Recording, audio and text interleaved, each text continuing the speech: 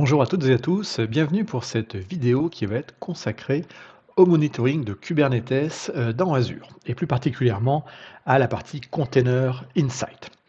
Alors, quand on va avoir des clusters Kubernetes dans Azure, mais également à l'extérieur de Azure avec les clusters Arc Enable, eh bien, on va avoir besoin, comme bien entendu tout système d'information et comme toute solution, de monitoring. Dans monitoring, je vais intégrer deux choses dans le monitoring, la partie métrologie et la partie gestion des journaux d'activité, des logs. Et donc, on va voir un petit peu ce qu'on peut faire avec Azure. Donc, que ce soit pour les clusters AKS et les clusters à l'extérieur. Alors, première chose, effectivement, quand je parle de Kubernetes ici, on va supporter avec notre solution, bien entendu, nativement Azure Kubernetes Services, qui est le service managé de Kubernetes dans Azure, mais également les clusters Kubernetes qui sont gérés au travers de notre solution hybride qui s'appelle Azure Arc. Donc ça veut dire que quand on parlera finalement de clusters Kubernetes gérés par Arc, ça veut dire des clusters OpenShift managés comme Azure Red Hat OpenShift ou de l'OpenShift traditionnel ou n'importe quel Kubernetes provenant d'une distribution entre guillemets validée par la Cloud Native Computing Foundation.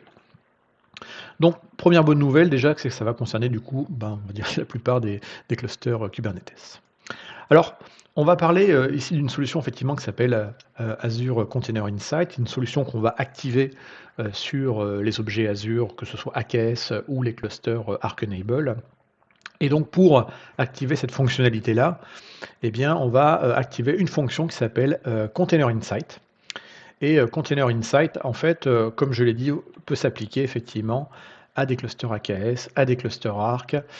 Et après, on va voir qu'il y a différentes manières en fait d'activer en fait cette fonctionnalité-là. Donc, on peut directement activer la fonctionnalité lors de la création, par exemple, d'un cluster Kubernetes dans Azure.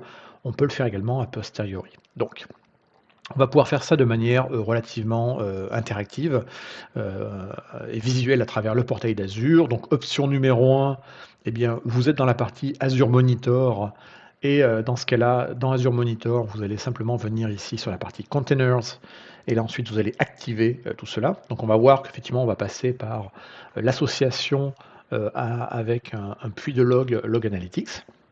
Et ça, je vais le détailler juste après. Option numéro 2, eh bien, vous avez un cluster AKS, Azure Container Kubernetes Services, pardon, qui est donc installé depuis la lame d'administration du cluster AKS. Là encore, on va pouvoir venir ici directement activer en fait le monitoring en disant onboarding to Azure Monitor for Containers.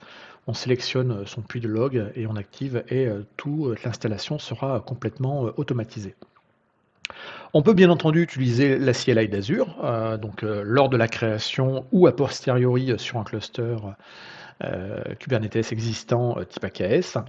Et donc si on est sur un cluster AKS, eh bien dans ce cas-là, effectivement on va passer par la ligne de commande AZAKS, la classique, et là on va activer un add-on, donc Enable Add-on, et ensuite on va préciser effectivement de quel add-on on parle. En l'occurrence ici on parle de l'add-on Monitoring, tout simplement. On peut bien entendu également le faire avec de l'infra as code. Infra as code, donc on va dire la solution native d'Azure, qui est donc les templates Azure Resource Manager. Et là encore, il existe directement des templates qui sont prêts à l'emploi et qui contiennent toutes les informations effectivement pour activer la partie monitoring. Là encore, on va retrouver ici le Workspace ID et ensuite les différents paramètres qui sont concernés. Donc là, vous avez les exemples qui sont documentés. Je mettrai là encore dans la description de cette vidéo les liens pour accéder à cette caractéristique avec les liens comme je les montre ici. Si on fait de l'ARM, on peut donc du coup également faire le DSL associé derrière dans Azure qui s'appelle Bicep. Et donc c'est juste une représentation un peu plus lisible par un humain. Et puis si vous faites de l'infra as code, il y a quand même des chances que vous ayez touché ou vous utilisiez Terraform d'HashiCorp.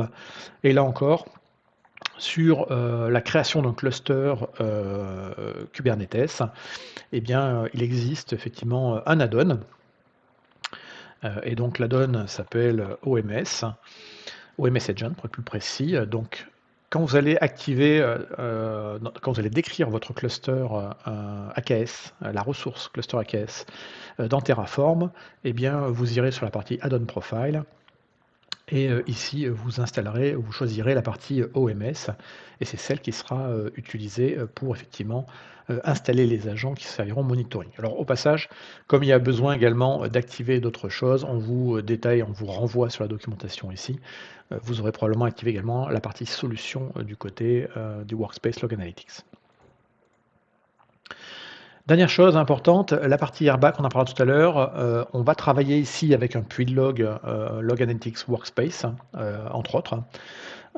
Donc il va falloir bien entendu avoir les droits d'aller faire des opérations dessus et donc il faudra être membre pour activer le Container Insight, il faudra donc être membre des contributeurs du Logs Analytics groupe pour pouvoir aller faire donc des modifications dessus ou en être le owner. Donc on a vu que du coup cette solution fonctionne pour tous les clusters managés dans Azure, soit en direct comme un service managé, soit au travers des clusters Arc. On a vu les différents moyens pour l'activer. Maintenant on va voir un petit peu ce qu'il y a à l'intérieur, notamment en termes de métrologie. Ensuite on regardera la partie purement log. Donc sur la partie métrique, en fait, il va y avoir deux grandes options de stockage des métriques, deux endroits où vont pouvoir être mis l'ensemble des informations liées globalement aux performances de votre cluster et des objets qui vont tourner à l'intérieur. Donc, première option, et j'ai déjà commencé à en parler à l'instant, c'est de stocker tout ça dans le puits de log, le workspace Azure Log Analytics.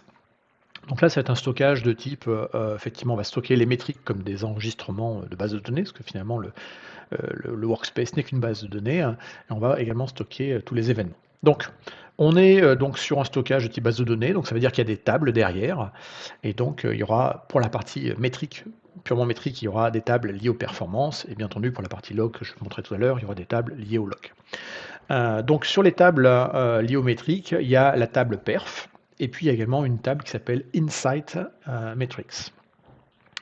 Sur ce puits de log, eh bien, on va pouvoir faire différentes options. On va pouvoir faire déjà de la recherche à l'intérieur. On va pouvoir faire du traitement, du crunching des données pour en ressortir quelque chose d'intelligible, donc de l'analytics. Et on va pouvoir avoir des dashboards. Ces trois opérations-là, finalement, vont passer derrière par le langage de requêtage traditionnel d'Azure Log Analytics, à savoir le KQL, le Custo Query Language, qui est une sorte, on va dire, de requêtage SQL dédié en fait à ce puits de log. Donc ça veut dire que dès qu'on va vouloir mettre en place des alertes basées par rapport donc à des requêtes et des conditions données, ça passera par une requête. Dès qu'on voudra, on va dire, mettre un peu en forme la donnée, faire de la recherche dessus, ensuite l'exposer dans un dashboard, là aussi ça passera par des requêtes KQL. Point important, le Log Analytics Workspace, de base, effectivement, permet de stocker sur le long terme, entre guillemets, la donnée. Les 30 premiers jours sont gratuits, le premier mois est gratuit, et puis après, si on veut le garder les données sur le temps, donc au-delà de 31 jours, effectivement, on va payer la rétention des données. La facturation de cet Azure Log Analytics Workspace est basée avant tout sur l'ingestion, donc l'ingestion des données. Et après, effectivement, il y a leur rétention. Alors, la rétention, c'est pas ce qui va coûter le plus cher. Le plus gros du prix, effectivement, vient sur la volumétrie en gigabits, gigaoctets qui sera ingérée, parce que chaque donnée ingérée ensuite est traitée pour être transformée sous la forme d'un enregistrement dans les fameuses tables, les tables de performance ou les tables de insight. Donc du coup, la vraie question légitime qu'on doit se poser, parce que on peut vite voir en fait que si on envoie beaucoup d'informations, ça peut coûter cher, c'est comment on peut un petit peu optimiser ses coûts. Donc pour cela, c'est assez bien documenté. Il y a 2 articles assez intéressants qui ont été écrits par des personnes de l'équipe Azure Monitor, des software engineers de Azure Monitor. Je vous laisserai lire les liens, mais ces articles sont absolument géniaux, avec des requêtes notamment à l'intérieur, des requêtes KQL, qui vous permettent en fait très rapidement de faire par exemple ici, un simple camembert qui va vous dire effectivement dans votre facturation Log Analytics, est-ce que ce sont les performances enfin les données de performance qui coûtent cher ou est-ce que ce sont les logs, etc. Et c'est très très intéressant de regarder cet article. C'est probablement un des meilleurs articles sur le sujet que j'ai pu lire. Donc comment on optimise tout ça? Eh bien, il va falloir regarder, différentes choses. Il va falloir regarder, finalement alors les logs, parce qu'effectivement je vous ai dit, là je vous parle des métriques, mais les métriques et les logs vont aller dans Log Analytics, Workspace. Donc les containers de logs, donc que ce soit les logs, les std out ou les std error, là encore, on n'est pas obligé de tout loguer. Là encore, on ne log que ce qui nous intéresse et donc si on veut désactiver des choses, eh bien, on va pouvoir choisir de les désactiver soit à l'échelle complètement du cluster, en disant par exemple je ne veux pas les logs std error ou je ne veux pas les std out, soit on peut travailler de manière un peu plus granulaire et de travailler au niveau du namespace et de dire je vais désactiver certains types de logs à l'échelle d'un namespace. Il existe également, donc il y a tout un ensemble de variables qui sont liées au container. Chaque container qui va démarrer va contenir effectivement un certain nombre de variables, car par définition un container est agnostique, et c'est lors de son instantiation on lui fait passer les paramètres qui vont bien. Là encore, on a une table derrière qui va contenir l'ensemble des inventaires de ces containers, avec toutes les caractéristiques, que ce soit les ID, la date de création, les images, etc., etc. Donc tout ça, ça va être c'est intéressant, mais effectivement, c'est également c'est stocké dans le build log. On peut également récupérer les métriques de Prometheus. Je vous parlerai tout à l'heure après de comment on s'intègre avec Prometheus. Et Prometheus, c'est probablement la solution de métrologie la plus utilisée dans le monde Kubernetes. Et puis également, on peut regarder dans les journaux qui sont envoyés tous les pods qui ont été, sur lesquels il y a eu des jobs qui ont été instanciés, donc qui ont créé des enregistrements. Alors, comme je disais, pour optimiser les coûts de ce Azure Log Analytics Workspace, eh bien, il n'y a pas 10 000 méthodes en fait. On va utiliser un config maps Kubernetes un peu personnalisé, hein. Donc de base, effectivement, la solution Azure Container Insight va installer des choses sur le cluster Kubernetes, configurées d'une certaine façon par défaut, et donc on peut changer la configuration par défaut. Comme c'est une configuration au sein de Kubernetes, vous l'aurez compris, on va utiliser et on va personnaliser en fait un config map. Donc ce config map, en fait, il va contenir pas mal d'informations, hein. Donc il y a tout le détail de la table et donc des informations qu'on peut personnaliser dans ce fameux config map. Et donc on voit par exemple qu'on va pouvoir choisir, est-ce qu'on prend, tout à l'heure je disais qu'on peut exclure des namespaces des logs. Ici par exemple sur les std-out, on pourrait exclure certains namespaces en disant par exemple je n'ai pas besoin de monitorer le namespace, je ne sais pas, kubesystem par exemple, parce que cette partie-là ne m'intéresse pas directement dans les logs. Après, il y a d'autres choses comme ça. Donc là, ici, effectivement, on peut customiser dans le config map la partie log, mais ce qui va nous intéresser également, c'est la partie effectivement collection des métriques, et de se dire, est-ce que effectivement on va collecter ces métriques-là, par exemple ici sur les persistantes volumes, et là donc on peut choisir un petit peu tout ça. Du coup, tous ces éléments-là sont, on vous a prévu un fichier YAML pour le faire, et donc c'est un fichier YAML que vous allez modifier selon vos desiderata, et ensuite que vous allez appliquer sur le cluster avec un kubectl apply -f. Rien de vraiment extraordinaire. Donc le config map à customiser est disponible effectivement directement sur notre GitHub, et en version un peu plus jolie dans un éditeur qui vous colorie un petit peu tout ça. Vous remarquerez que beaucoup de choses effectivement sont en commentaire. Et on vous explique effectivement ce qu'il faut faire.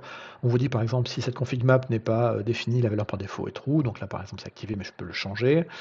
Et là vous avez toutes les informations que vous pouvez modifier, y compris effectivement la collecte au niveau de Prometheus. Je vais en reparler tout à l'heure, mais effectivement on se doute bien que plus on collecte à un intervalle qui est court des métriques par exemple dans Prometheus, plus ça va faire des données à ingérer et plus le coût va s'en ressentir. Donc là encore, est-ce qu'on a besoin de scraper toutes les minutes? La réponse dépend entre guillemets de votre environnement et de vos besoins, mais globalement, plus on scrape sur une durée courte, eh bien, plus on va générer plus on va envoyer et générer d'informations, dans le workspace Log Analytics et donc plus ça va coûter cher. Donc là encore, c'est toujours un équilibre entre ce dont on a besoin et ce qu'on peut faire au maximum et ce que ça peut coûter. Donc là encore, vous voyez que toute la partie, Prometheus est extrêmement, personnalisable et puis également, la partie collection, des métriques et également tout ce qui est, alerte. Donc c'est très, très bien, documenté le YAML, il y a des liens effectivement, supplémentaires et donc il ne faut surtout pas hésiter à utiliser ça pour éviter des fois d'avoir des surprises. Donc là, je vous ai montré pour la partie métrique, j'ai un petit peu commencé à introduire les logs, effectivement que les métriques, naturellement, dans Azure Container Insight, vont aller dans un puits de log, Azure Log Analytics Workspace. Il existe également un deuxième endroit où on peut envoyer des métriques. Et là, je parle uniquement des métriques, c'est le Metric Store, qui lui, en fait, n'est pas une base de données, entre guillemets, hein, mais c'est un stockage de type time series, où là, effectivement, on va pouvoir faire comme dans la partie Logstore des alertes, mais ici, les alertes seront à faible latence. Je vais en reparler tout à l'heure. On peut également avoir des dashboards qui seront différents de ceux-là, mais on peut avoir des dashboards. Et pour l'instant, cette partie Metric Store, en fait, elle n'est pas facturée parce qu'elle est en preview. Elle est en preview, elle n'est pas également, on ne peut pas faire de requête dessus, parce que c'est pas une base de données, c'est juste un time store. Et puis, elle fonctionne aujourd'hui, principalement pour les clusters AKS et pas encore pour tous les clusters non gérés par Azure. Alors, un cluster Arc, techniquement, est géré par Azure, donc ça devrait marcher. Point important, sur ces métriques, qu'ils soient stockés alors s'ils sont stockés dans les logs ou dans le Metric Store, il n'y a pas de corrélation possible entre les deux, c'est vraiment deux systèmes séparés qui ont deux usages. Alors, on comprend qu'à terme, probablement, que le Metric Store va être assez intéressant pour optimiser le coût du Logs Analytics Workspace. Pourquoi envoyer finalement des métriques dans un endroit où on n'en a pas forcément besoin sur une longue rétention. Ici, sur le Metric Store, la rétention sera dans les 31 jours maximum, c'est celle d'Azure Monitor. Donc à terme, effectivement, ce sera peut-être plus intéressant pour des raisons de suivi de performance au quotidien d'utiliser Metric Store que de stocker ça dans le Log Analytics Workspace. On va collecter donc les métriques et ensuite pour suivre et pour monitorer finalement ces performances, on a packagé un petit peu tout ça. Donc on a appelé ça Container Insight. Donc en gros, on va avoir toutes les données de métrologie et on va essayer de les présenter de manière assez cohérente dans l'Azure Monitor. Et donc effectivement, dans la partie Azure Monitor, quand on va aller dans la partie Containers, on va avoir la liste de tout ça. Donc c'est ce qu'on voit ici. Là, je suis dans mon service Azure Monitors et si on descend dans les parties Insight, à savoir ici, et bien là, j'ai une zone qui s'appelle Containers. Et là, effectivement, on me rappelle que c'est fait pour gérer mon infrastructure ou mes infrastructures Kubernetes. Et puis ici, je peux soit voir les clusters qui sont monitorés, soit ceux qui n'ont pas encore été entre guillemets embarqués dans la solution de monitoring. Et puis si je veux créer des alertes, c'est ici que je vais les créer. Donc si on prend les clusters monitorés, en fait, ça va nous résumer dans une même page. En fait, on va avoir une vue globale de l'ensemble de ces clusters Kubernetes. Et puis également, on va voir les clusters Kubernetes managés dans Azure de type AKS, comme celui-ci.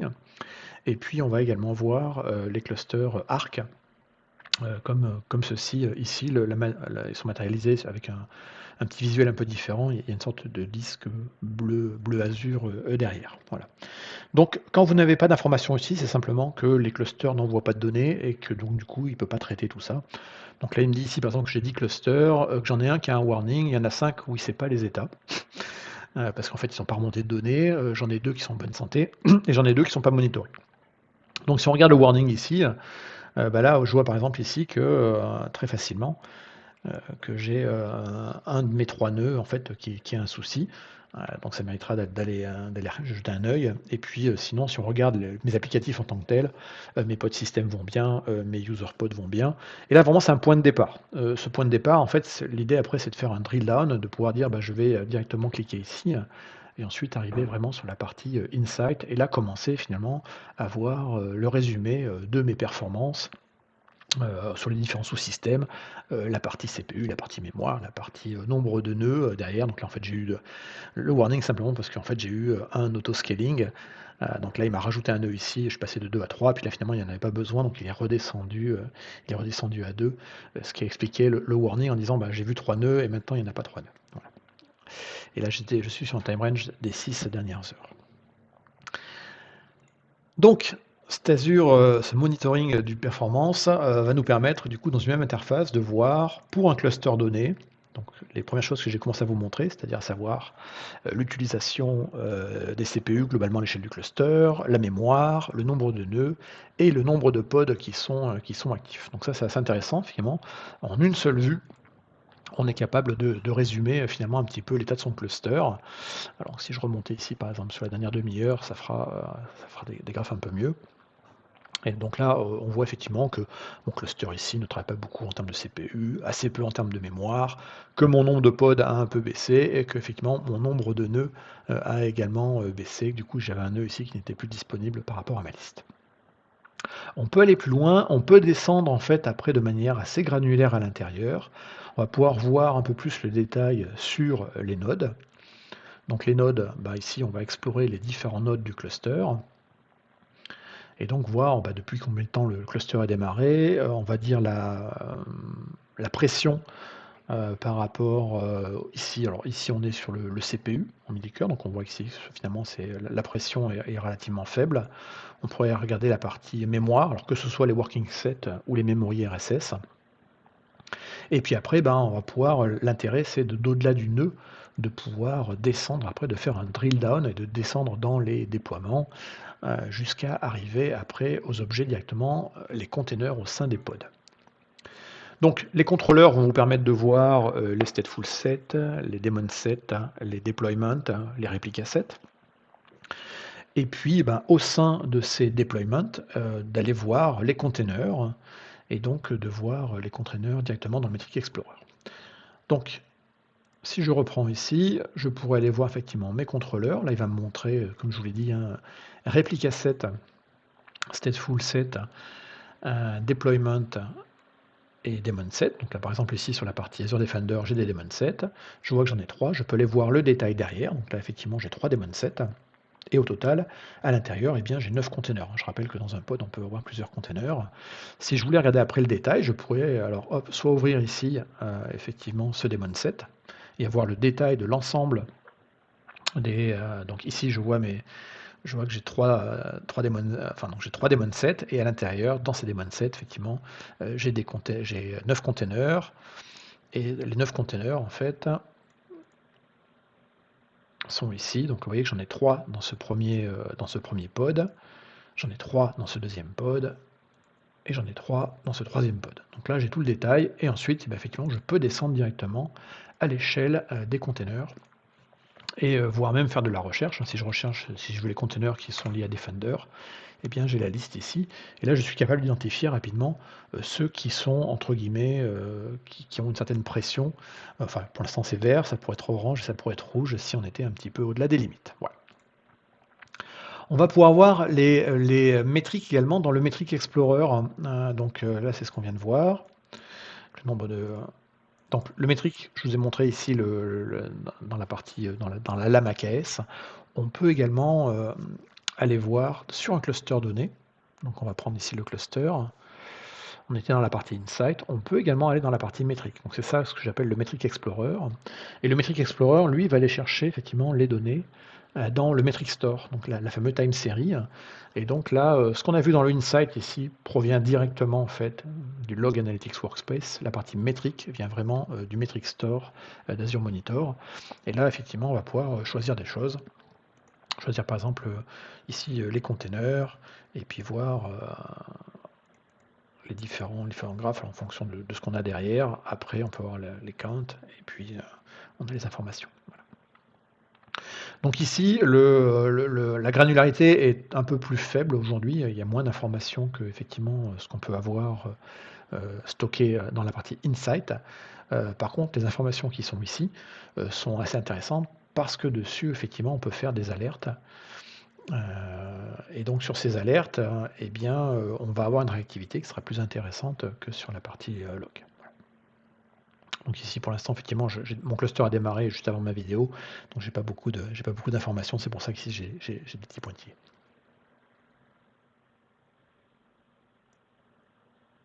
Alors, si vous voulez vous amuser un petit peu à tester justement vos clusters et à voir un petit peu comment réagissent les métriques, etc., moi je vous encourage à utiliser des outils de stress, hein, tout simplement, pour vérifier effectivement quand vous allez commencer à paramétrer vos alertes liées à certaines conditions, et bien de simuler ces conditions avec des outils de stress. Alors, parmi les outils de stress connus, moi j'ai utilisé Cube Stress Test, Stress Check, pardon, qui lui permet effectivement de charger un peu le cluster et de le mettre un peu à mal, ce qui permet du coup de remonter comme ça rapidement les alertes et de voir des courbes qui vont évoluer pas mal au sein du cluster. Donc, on a parlé ici beaucoup de la partie métrologie, maintenant on va parler de la partie logs. Et donc pour la partie logs, on va aller du côté du Logs Analytics Workspace. Et donc le Log Analytics Workspace a cette particularité, c'est qu'effectivement, toutes les régions n'ont pas forcément le service. Donc si vous voulez utiliser le Container Insight et que vous êtes sur une région où il n'y a pas forcément l'implémentation locale de Log Analytics Workspace, eh bien en fait, on a fait des mappings. Donc par exemple, si vous voulez faire du Log Analytics Workspace avec des clusters AKS qui seraient instanciés en Afrique du Sud, dans les deux régions d'Afrique du Sud, à savoir Johannesburg et le Cap, eh bien, la région associée du Logspace sera West Europe, à savoir Amsterdam. Si vous êtes en France Sud, par exemple, le Log Analytics en fait est en France centrale, etc., etc. Donc c'est important juste de savoir ça lors de la configuration entre guillemets de vos workspaces. Pour collecter les logs, et les métriques du coup, parce que dans le Log Analytics Workspace on peut mettre des métriques, il va bien entendu falloir un agent. Donc on a déjà un petit peu parlé tout à l'heure quand je vous ai montré le code Terraform avec l'agent OMS. Donc on a un agent qui est disponible pour Windows et pour Linux. Je rappelle que on peut avoir des clusters désormais qui sont des clusters mix. On peut avoir du Kubernetes avec des nœuds Windows. Et donc cet agent est donc un agent qui est un dérivé de Fluentd, qui est documenté, qui est open source. Et vous avez tout le détail qui est derrière avec tout le versionning de cet agent et ce qu'on fait dessus et comment on le fait évoluer. Du coup, cet agent, en fait, il est instancié sous la forme de containers dans le cluster Kubernetes. Il y a donc une image Docker associée, qui est donc l'agent OMS, hein, donc OMS Docker, qui, vous voyez, évolue, évolue pas mal, et qui n'est pas forcément d'ailleurs utilisable que dans Kubernetes, mais entre autres, il est utilisé dans Kubernetes. Cet agent sera téléchargé, donc aura ce nom-là, voilà, ce sera l'image de l'agent avec, vous voyez effectivement ici, la date de la dernière distribution. Et donc quand vous allez activer le add-on monitoring sur votre cluster AKS, automatiquement en fait il va vous installer ces agents sous la forme d'un daemon set, donc à savoir qu'on aura une image qui sera instanciée par nœud du cluster. Souvent, on me dit, oui, pour le monitoring, nous, on a déjà Prometheus. Alors, on peut instancier du Prometheus également sur des clusters AKS ou des clusters Kubernetes gérés avec Arc dans Azure. On peut également faire une intégration de la partie Log Analytics Workspace avec les métriques de Prometheus, et donc on peut les chercher, donc faire cette intégration-là. Donc, l'intégration est assez intéressante parce que finalement, il n'y a rien de très magique, hein. On va simplement récupérer en fait les différents endpoints, hein, et donc les différents endpoints vont pouvoir envoyer de l'information dans le les informations des endpoints vont être traitées par ce fameux agent Log Analytics qui tourne localement, qui lui après va envoyer les logs vers le workspace Log Analytics. Donc du coup, on sait aller récupérer tout ce qui provient du node exporteur. On peut récupérer également, par exemple, des custom métriques liées à une application. Et on peut également récupérer tout ce qui est enfin, tout ce qui est métrique provenant des services Kubernetes. Et puis on envoie tout ça là-dedans. Donc l'intégration, elle est complètement prévue, hein, et donc vous pouvez du coup néanmoins utiliser la solution Azure tout en récupérant également vos métriques spécifiques liées notamment à vos applications, parce qu'en général c'est sûrement pour ça que les gens veulent du Prometheus.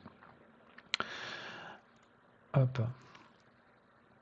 Ensuite, pour la partie Container Insight, donc toute la partie journaux et événements, eh bien là encore, hein, on récupère de l'information qui va ensuite être stockée sous la forme de tables dans le Workspace Log Analytics. On est bien d'accord que effectivement les événements sont des tables différentes des performances qu'on a pu voir tout à l'heure. Et donc, on a cet ensemble de tables qui sont disponibles, donc KubeEvent, KubeService, Node Inventory, Pod Inventory. Donc là, c'est ce qui va contenir effectivement les informations sur les pods et les containers. Le Container Inventory va contenir effectivement la liste de l'ensemble des containers instanciés sur le cluster avec tous les attributs. On en a vu tout à l'heure, effectivement, tous les éléments, le container ID, les dates de création, l'image, etc., etc. Le perf, j'en ai parlé tout à l'heure, data perf, je l'ai remise ici. Effectivement, on a cette table-là. Et puis les métriques dont on avait parlé tout à l'heure. Donc toutes les 1, 2, 3, 4 et 5 et 6 premières tables ici vont vraiment concerner des journaux, donc des informations, des événements. Et la partie perf, c'est celle dont j'ai parlé tout à l'heure. Donc du coup, tout ça fait un ensemble de tables avec plein d'éléments à l'intérieur, et donc on va pouvoir faire sur ces tables des requêtes KQL. Vous avez des exemples de requêtes qui sont disponibles spécialement pour Container Insight dans la documentation de Microsoft. Donc vous avez des exemples qui sont relativement simples, hein, comme par exemple voir lister les CPU, la consommation CPU pour des containers, la mémoire. Mais après, l'idée également, c'est de pouvoir dire, je vais lister par exemple l'ensemble des pods par namespace. Et après, c'est des requêtes derrière. Donc vous allez pouvoir croiser des requêtes, faire des liaisons entre tables, des jointures, et ensuite arriver à faire des requêtes qui peuvent des fois assez évoluer. Donc là, il y a quelques exemples qui sont donnés ici. Bon, alors, vous voyez que ça peut faire des requêtes qui sont assez longues après derrière, effectivement. Mais l'idée, effectivement, c'est de pouvoir faire à peu près ce qu'on a envie dessus, pour peu qu'on connaisse un petit peu le langage KQL. Et ça vaut le coup, du coup, de faire de passer un petit peu de temps sur le KQL. Voilà. Donc tout à l'heure, on avait vu que pour pouvoir paramétrer un cluster, pour envoyer des logs, il fallait avoir des droits de contribution sur le Workspace Log Analytics. Pour utiliser ou simplement visualiser, comme je vous l'ai montré tout à l'heure, le Container Insight, il faut également avoir des droits, hein, au moins des droits en lecture dessus. Donc le airbag derrière de Azure contient effectivement, pour la partie Logs Analytics Workspace, il y a deux built-in roles qui existent par défaut. L'un, effectivement, est le reader, c'est celui qui va vous permettre de consulter l'information, et l'autre est le contributeur. Donc typiquement, si vous avez une solution, et on va en parler tout à l'heure, de visualisation qui va aller faire des requêtes pour visualiser et après pour montrer des choses dans un dashboard, on donnera le droit reader, le contributeur, lui, sera plutôt utilisé par les agents qui vont aller mettre de l'information à l'intérieur.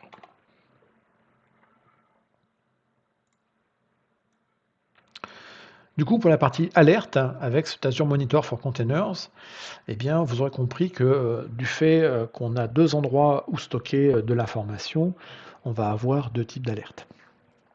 Donc, premier type d'alerte, ce sera des alertes basées par rapport au log, c'est-à-dire des alertes qui sont basées sur des informations stockées dans les tables du Workspace Log Analytics. Donc, ces alertes basées sur les logs, vont être basées simplement sur des requêtes, donc des requêtes KQL. Et donc là, vous avez ici un exemple de requête qui vous dirait, voilà, consommation moyenne des nœuds. Et puis donc ça, c'est votre requête. Et ensuite, par rapport au résultat de la requête, ensuite, vous déclenchez ou pas l'alerte. Donc du coup, effectivement, là encore, on retombe sur le fait qu'il faut connaître du KQL pour savoir effectivement faire la bonne requête qui va remonter l'information pour donner un résultat et en fonction de la valeur de ce résultat, déclencher ou pas une requête. D'accord ? Point important, point très important, c'est qu'il y a une certaine latence liée aux alertes dans Azure Workspace Log Analytics. On est généralement pour la partie containers sur une durée d'à peu près 5 minutes avant de déclencher l'alerte. On est en train d'essayer d'améliorer ça pour effectivement, réduire un peu la latence, mais dans tous les cas, on n'est pas vraiment sur du, temps réel. Ce qui fait donc ça, c'est une chose sur laquelle il faut effectivement, il faut en tenir compte. La 2e option pour faire des alertes, donc là, les alertes peuvent être des alertes, sur des logs ou les métriques.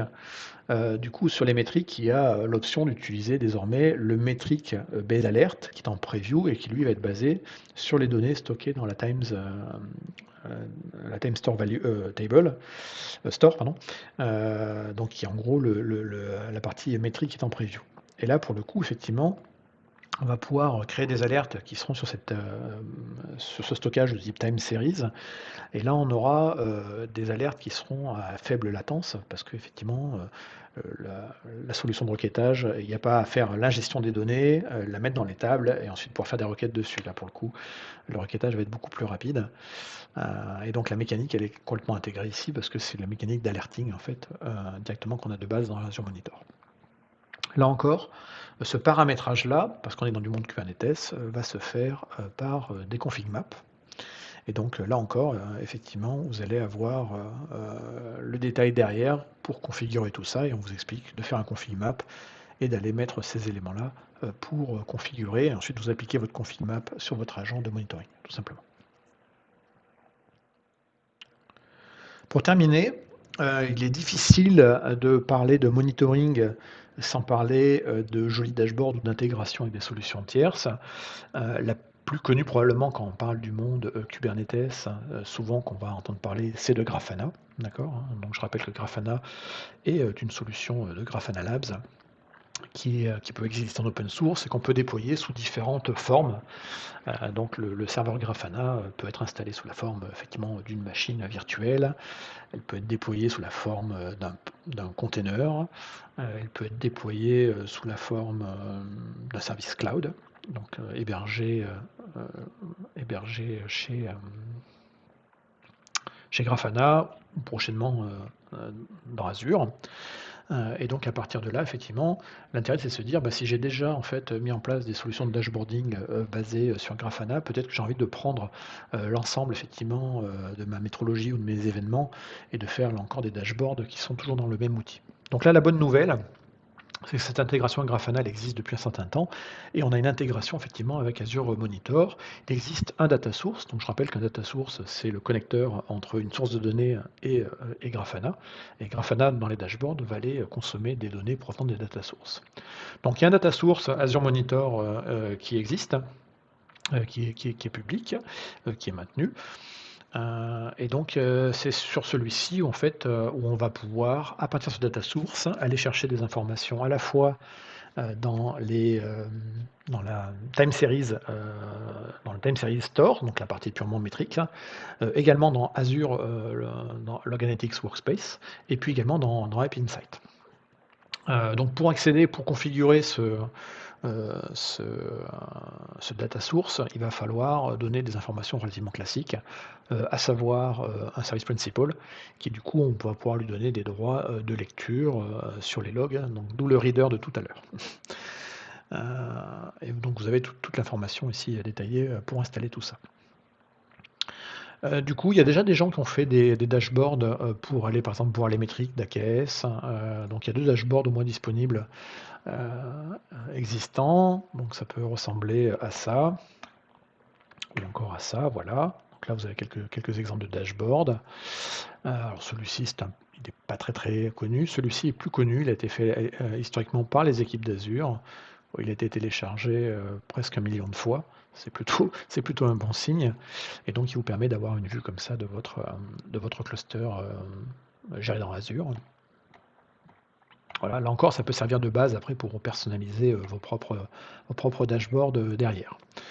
Bah, j'en ai un exemple ici. Moi, j'ai un autre dashboard ici où je vois, l'ensemble de mes pods, leur état, est-ce qu'ils ont redémarré, ou pas et une petite carte. Et donc quand je vous parlais d'un data source, effectivement, un data source, il va être, ici, et donc on va donner ici pour le configurer, le data source, les fameuses, le service principal, à savoir effectivement, l'ID de l'abonnement Azure, l'ID de l'Azure Active Directory, un client ID, un secret, donc ça va les générer dans l'Azure AD, Et puis, si vous cochez sur la case ici, Same Detail, sur cette API, eh bien, il va reprendre le MSPN également pour faire ça sur la partie Log Analytics. Et puis, bah, si vous utilisez de l'App Insight, là encore, vous allez fournir votre API key. Et donc, à partir de là, vous allez pouvoir effectivement utiliser ces informations-là provenant de Azure directement dans vos dashboards Grafana. Eh bien, cette vidéo se termine. Je vous remercie de votre attention. N'hésitez pas à vous abonner ou à cliquer sur la petite cloche pour être averti des nouvelles vidéos. Et dans la description de cette vidéo, vous aurez le lien vers cette carte heuristique qui contient elle-même les liens vers tous les articles que je vous ai montrés durant cette explication. Merci et à bientôt.